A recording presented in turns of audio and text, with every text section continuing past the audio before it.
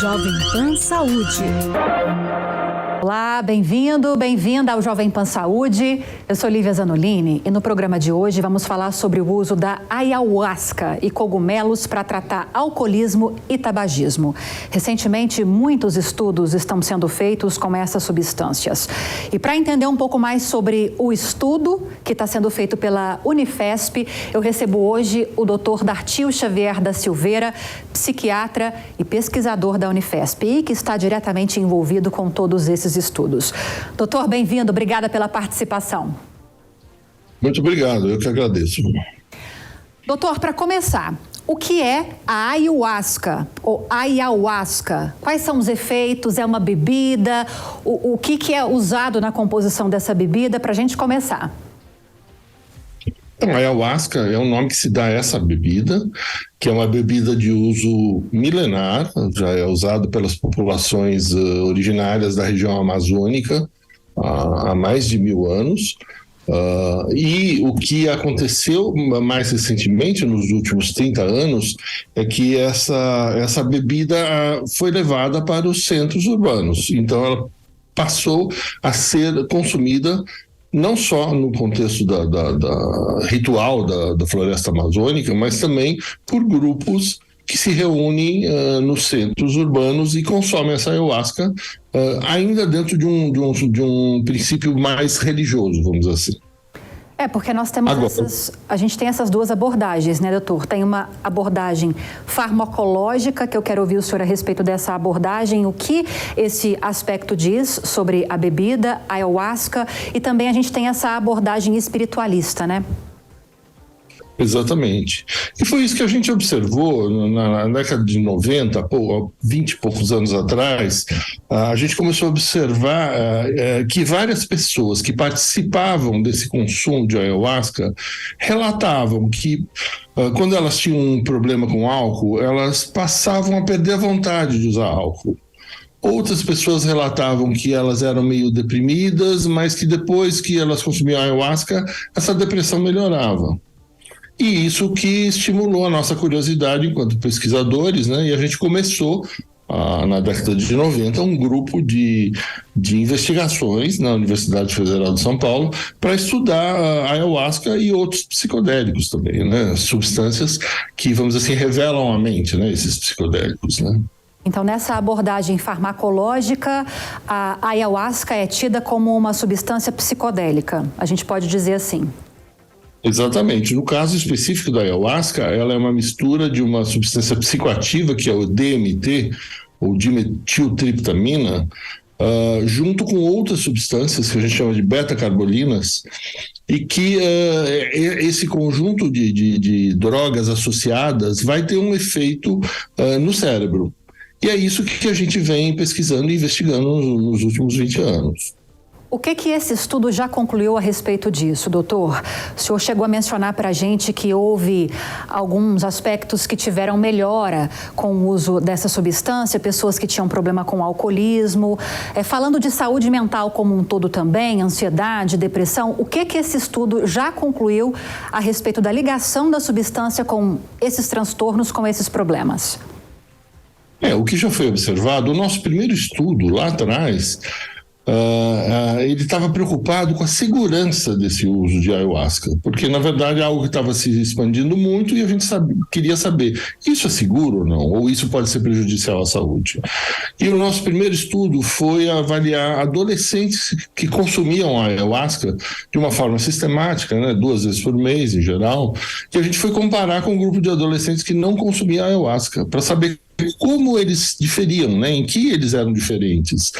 E a gente percebeu que o grupo de adolescentes que tinha esse uso sistemático de ayahuasca, eles tinham menos sintomas ansiosos, eles tinham menos problemas de depressão, consumiam muito menos álcool, eles tinham menos problemas de déficit de atenção, ou seja, isso levou a nossa curiosidade de pensar por que a ayahuasca faz isso com esses adolescentes, um efeito muito positivo. E a outra coisa que a gente investigou nesse grande estudo foi será que esse uso de ayahuasca pode alterar alguma capacidade intelectual desse indivíduo e ser prejudicial?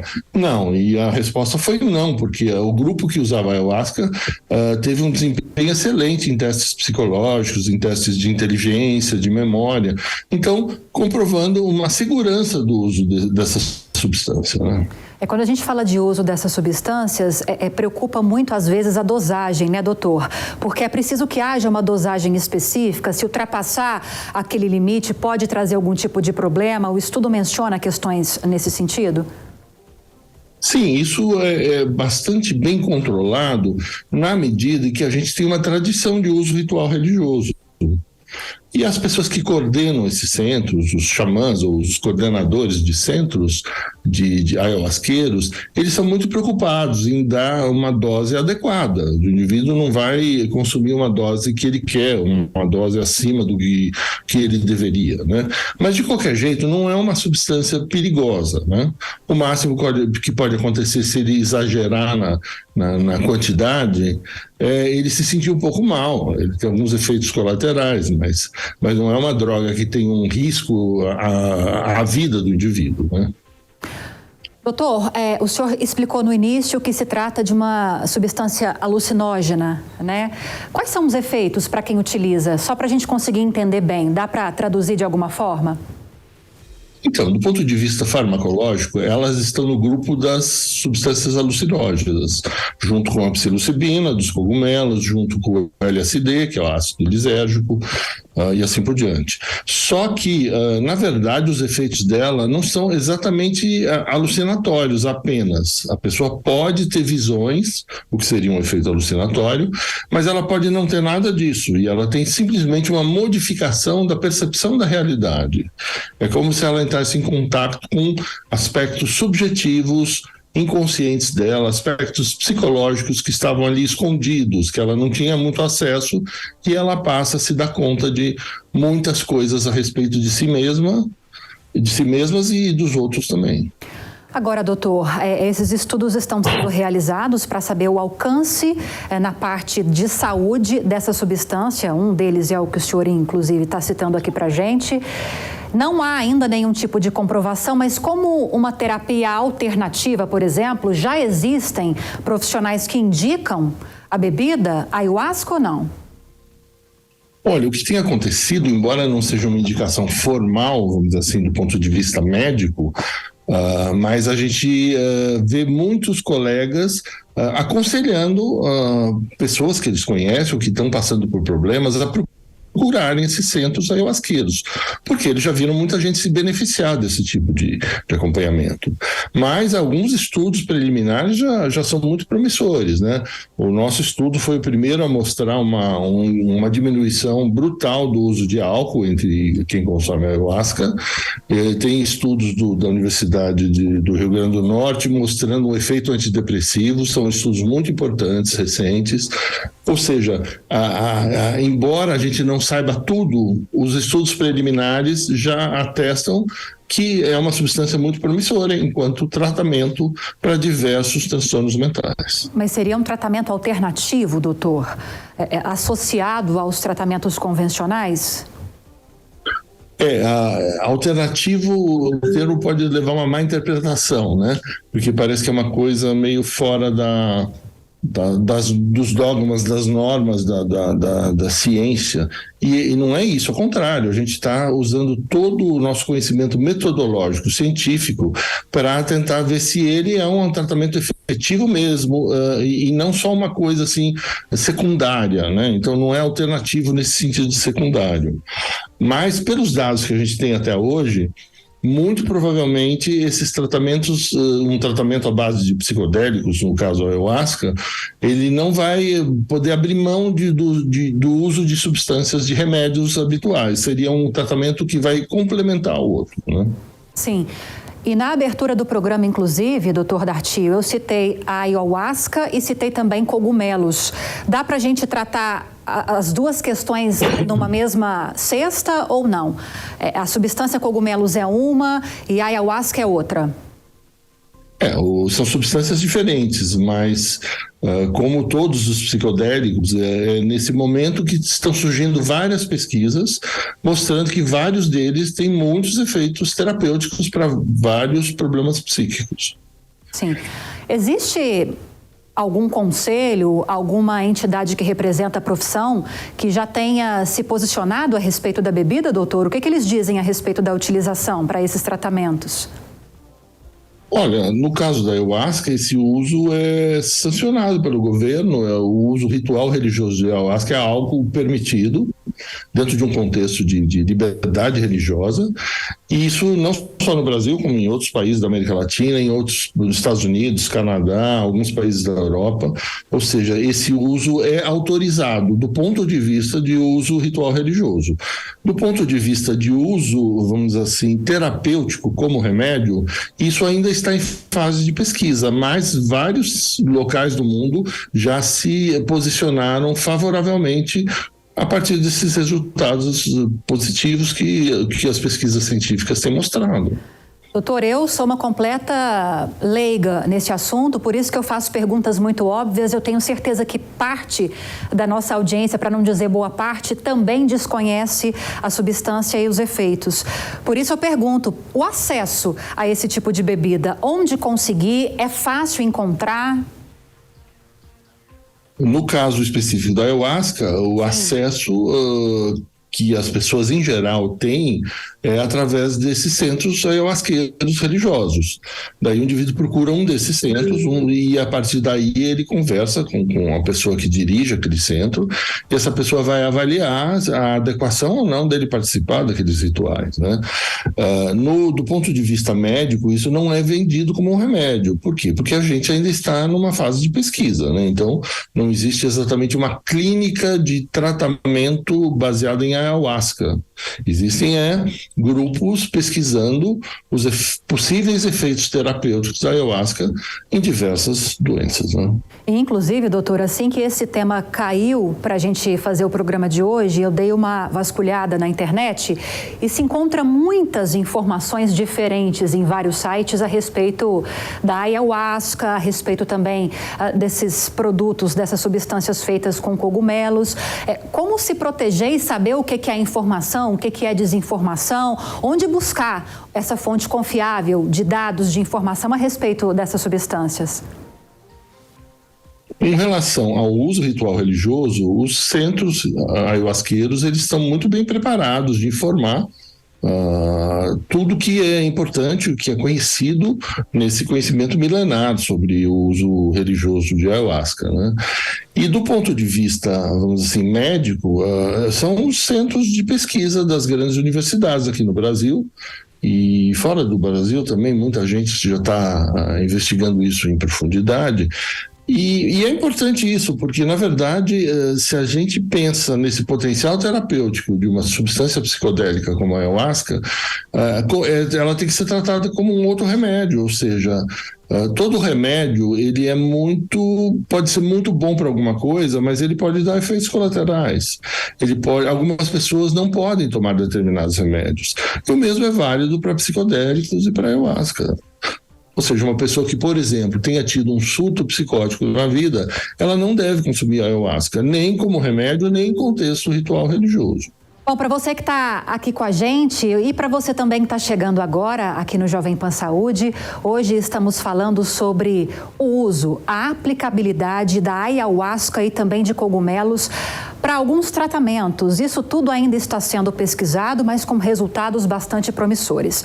E para a gente tratar sobre esse assunto, nós convidamos o Dr. Dartil Xavier da Silveira, que é psiquiatra e pesquisador da Unifesp e que faz parte desses estudos que falam sobre os avanços do uso dessas substâncias. Doutor, obrigada mais uma vez pela participação aqui no Jovem Pan Saúde.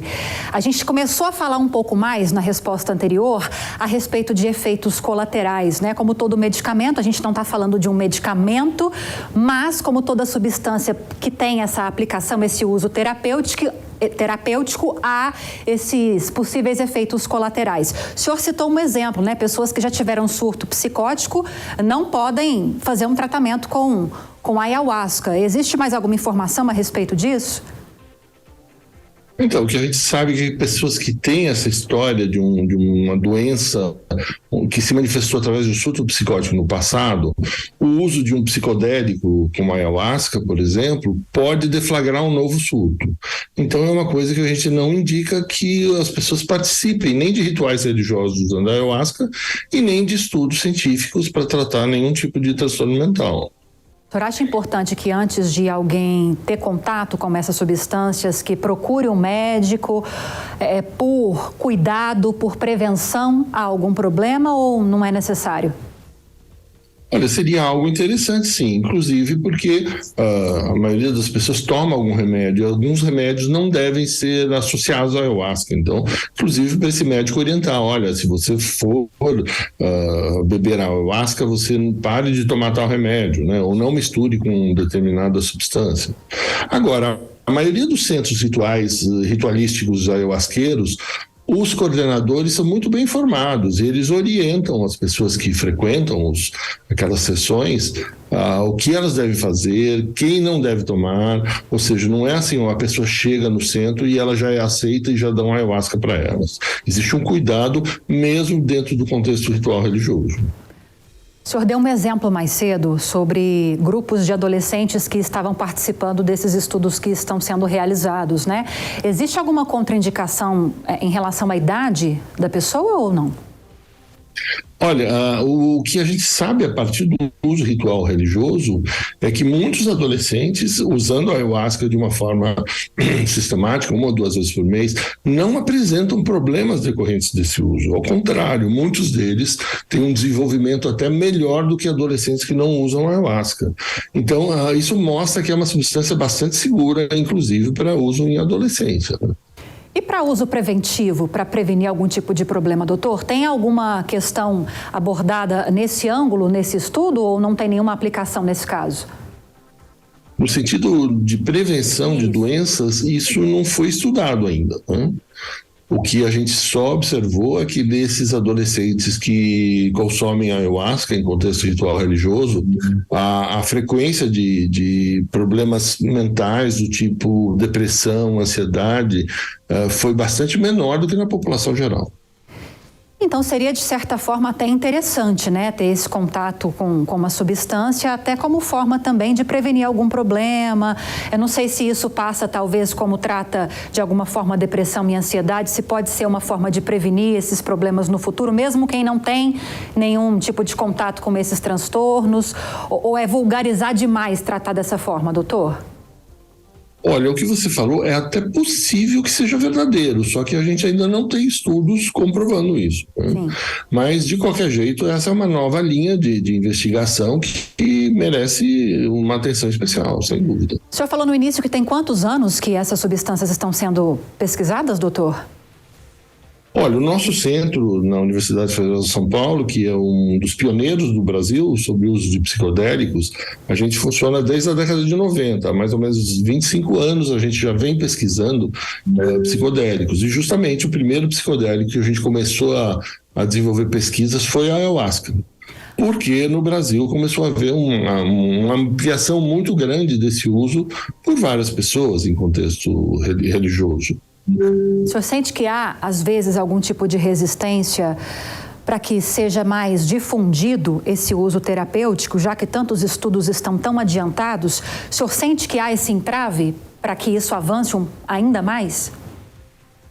Existe ainda, hoje em dia menos, né? Mas houve, até 20 anos atrás, existia muito preconceito contra isso, né?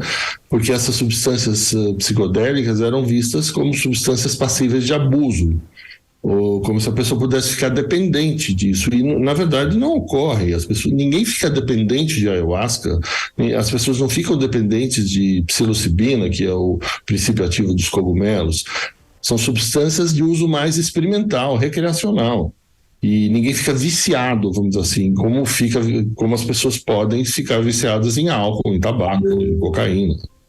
Sim. O senhor acredita que no futuro o uso dessa substância pode até passar por modificações assim que todos esses estudos forem extremamente conclusivos? Isso pode, por exemplo, de alguma forma ser vendido na farmácia? Ou o senhor acha que isso é adiantar demais todo esse processo, isso pode demorar ou nem acontecer? É possível que isso aconteça, que isso venha a ser vendido como um remédio. Agora, o que a gente não sabe é que exatamente o que faz esses efeitos benéficos da ayahuasca. Será que é só o efeito químico da substância no cérebro? Ou será que é o fato dela ter sido aceita por uma comunidade, no caso uma comunidade religiosa, e ter mudado as redes de relacionamento delas? Ou seja, existem fatores além da farmacologia da ayahuasca que também vão influenciar muito em como a pessoa vai se sentir, né?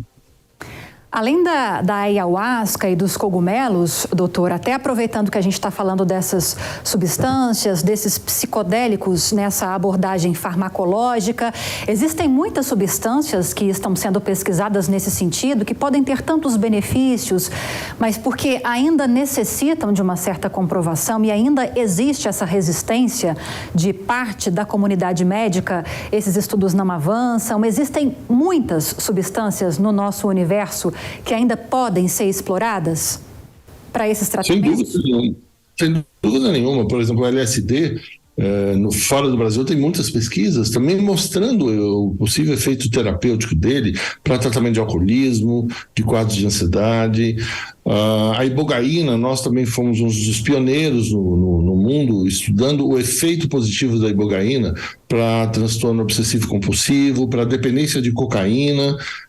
A gente tem um estudo que mostrou que dependentes de cocaína, 61% abandonaram o uso de cocaína a partir desse tratamento com ibogaína, que é um outro psicodélico, né?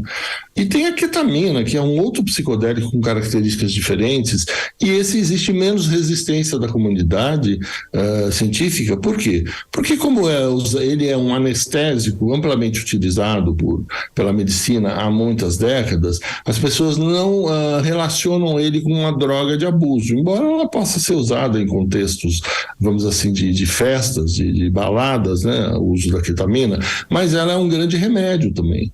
E como não existia esse preconceito em torno da ketamina, a pesquisa com ketamina avançou muito. E hoje em dia ela já é vendida como um remédio, ela já é usada no tratamento de depressão resistente e no caso também de pessoas que têm ideação suicida. Ou seja, ela é um grande preventivo de suicídio, graças às pesquisas que foram desenvolvidas. E só foi possível isso porque não havia em torno da ketamina o mesmo preconceito que existe em torno dos outros psicodélicos, né? O senhor trouxe uma informação agora há pouco que eu quero até reforçar aqui. Quando a gente fala dessas substâncias que a gente está focando aqui, principalmente a ayahuasca, não se trata de uma substância que causa nenhum tipo de dependência. Isso já foi conclusivo nesses estudos então, doutor? Isso, nem a ayahuasca, nem a ibogaína e nem o LSD. Eles não são substâncias que causam dependências. Claro, eles podem ter problemas em algumas pessoas que têm predisposições, como, por exemplo, o surto psicótico, que eu já mencionei, né? Tem mais algum tipo de contraindicação? Uma mulher gestante, por exemplo, não teria nenhum problema em consumir a substância? Olha, de um modo geral, a gente tem essa cultura médica de evitar qualquer tipo de medicação numa pessoa que está nesse estado de gestação. Por quê? Porque é a época de formação do embrião, do feto, ou seja, muita vulnerabilidade, aquele cérebro, vamos dizer assim, está se formando. E qualquer substância externa, em princípio, poderia ser nociva, mas não existem trabalhos mostrando problemas decorrentes desse uso em gravidez, né? A gente só não recomenda porque é uma grande área assim, desconhecida ainda, né? O senhor acredita que a ayahuasca, ela caminha para uma popularização, doutor? O que o senhor vislumbra para um futuro recente, próximo nosso, por exemplo? Vai ser mais conhecida? Deve ser mais utilizada? O que o senhor espera para os próximos anos em relação à substância? Olha, desde que foi autorizado, a partir de um trabalho nosso junto ao Ministério da Saúde e da Justiça, na década de 90, foi autorizado o uso religioso de ayahuasca no Brasil, por ser justamente uma substância segura para a utilização em contexto ritual religioso. E é claro que a partir daí isso pôde se ampliar, pôde se falar mais nisso e pôde também se debruçar sobre a ayahuasca enquanto um possível remédio, um potencial terapêutico, né? Então existe essa tendência à ampliação, e mesmo porque a medicina, de um modo geral, e a psiquiatria mais em particular, ela chegou num ponto do desenvolvimento científico em que a gente sente falta de novos paradigmas, de uma revolução. É por isso que se chama até, que eu acho verdadeiro, mas se chama de uma forma mais chamativa, de revolução psicodélica. Porque eu acho que os psicodélicos são substâncias psicoativas que estão revolucionando a forma da gente pensar a psiquiatria, a forma da gente pensar os remédios. Então, isso é um evento muito importante dentro da história da medicina. E o senhor acredita que esse é o caminho para a quebra de paradigma e para a quebra de preconceito? Realizar esses estudos, mostrar na prática quais são os benefícios? Esse seria o caminho? Ou tem algo mais que a comunidade pode fazer para acelerar esse processo? Eu acho que tem duas vertentes. Uma é você não impedir as afiliações religiosas, ou seja, mesmo que não se descubra nada em termos de efeito de ayahuasca enquanto remédio, o que na verdade já se descobriu, né? Mas é autorizado o uso ritual religioso e ele não é uma coisa maléfica para ninguém, né? Então é uma coisa que, desde que seja bastante controlada dentro da contextualização ritualística religiosa, ela não é maléfica. Tá? E do ponto de vista do desenvolvimento científico, essas pesquisas estão mostrando esse potencial de ser também um grande remédio. Sim. Doutor Dartio, a gente está caminhando para os minutinhos finais do programa e eu sempre deixo esse finalzinho para que o nosso especialista ou os nossos convidados especialistas aproveitem esse minutinho final para ressaltar o que há de mais importante a respeito do tema que está sendo tratado. Eu deixo esse espaço aberto para o senhor, então. Obrigado pela entrevista e pelo espaço concedido. Eu acho importante a gente não ficar pensando em drogas como algo negativo. A gente, quando ouve a palavra drogas, a gente pensa em drogas que causam muito mal à saúde, como é o caso do álcool, como é o caso da cocaína. Mas mesmo o álcool, a gente vê que, apesar de ser uma droga potencialmente muito agressiva, muitas pessoas conseguem usar o álcool de forma controlada, socialmente, sem danos à saúde. Tá? Os remédios também são drogas muito importantes. Todos nós precisamos de remédios, mas eles não podem ser usados de qualquer forma. Precisa saber quem está usando, que quantidade, de que forma, em que contexto. E isso também é válido para essas novas substâncias que estão sendo descobertas. Na verdade, elas já existem há milênios, mas agora que está se descobrindo esse potencial de psicodélicos enquanto remédios. E não se trata nem de demonizar e nem de banalizar. Elas não vão resolver todos os problemas do mundo, mas eu acho que elas abrem uma nova via de benefícios para as pessoas em sofrimento psíquico. Perfeito. Conversamos com o Dr. Dartio Xavier da Silveira, psiquiatra e pesquisador da Unifesp, falando sobre o uso, a aplicação da ayahuasca e também de cogumelos em vários aspectos, né, doutor?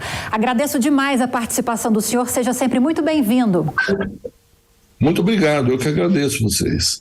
E o Jovem Pan Saúde fica por aqui. Como sempre, agradeço demais a sua companhia também. Espero que tenha gostado do programa de hoje. Se você tiver alguma dúvida ou sugestão de outros temas, é só enviar um e-mail para a gente. saude@jovempan.com.br. Para rever essa e outras entrevistas, você também já sabe, é só acessar o canal Jovem Pan Saúde e também o aplicativo da Panflix para Android e iOS. Um grande abraço para você e até a próxima. Jovem Pan Saúde.